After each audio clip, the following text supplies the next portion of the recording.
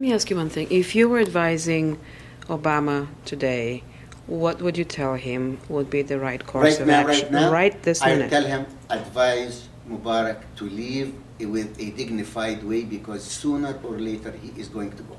And if the Egyptian people knew that America has put some pressure to have Mubarak leave and listen to the young people that have started this whole thing and work with the new government in Egypt, and of course this will take some financial support, some economic support, and maybe some political support too. If they do that, they would really show a goodwill towards what's happening now, and they would ensure the continuation of the Egyptian policies towards the peace with Israel. For God's sake, I cannot imagine, for the love of God in me, if a new regime comes in Egypt that is a little bit militant and wants to erase this treaty with Israel and wants to start animosity again with them, what's going to happen in the Middle East? I don't know what's going to happen. So if I were advising President Obama, I'd say, at this point today, it's very obvious that people are adamant that Mubarak should leave, and on the other side, Mubarak is adamant not to leave this way. So I would advise him very strongly to say, Mubarak, get out in a very dignified way. You have served your country in 1973 war. He was the commander of the Air Force. He did some very good things, but at this point, you're 82. Try to get some rest and get out in a very dignified way. Now we have named a vice president. Let the vice president and the new prime minister take over.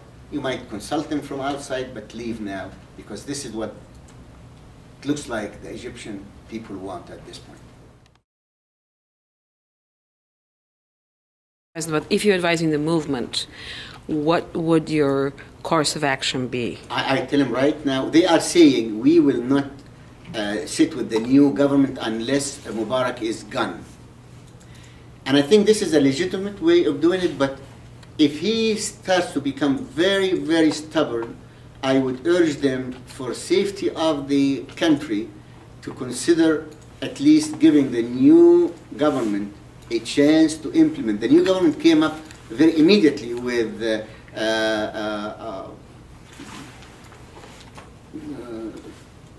implying that they will do everything that the people have asked for. So I tell them, give them a chance to institute that, and if you don't like it, come back to the streets and demonstrate again.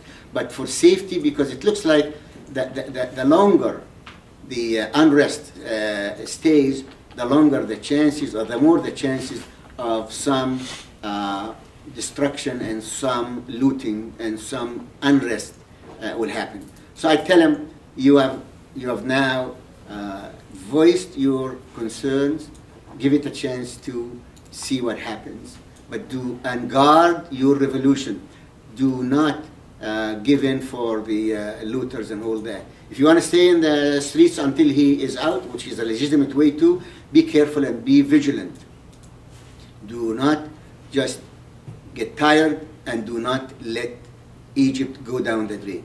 Be vigilant and defend your country to the best you know how against the looters and the criminals and any other intervention from any other political organization that wants to take advantage of the situation. You want to stay until he goes, stay, but be vigilant and defend everything, and make sure to secure your country. Work with the police and work with the armed forces to institute peace and security for everybody, and stay in the streets as much as you want. But if I were you, I'd just give that new regime his chance.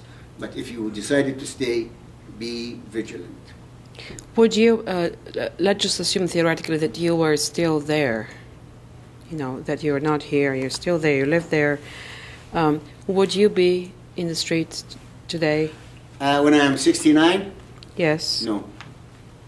If I was there when I was young, I would probably have gone into the streets. I was very active in the Egyptian politics when I was young, very, very active.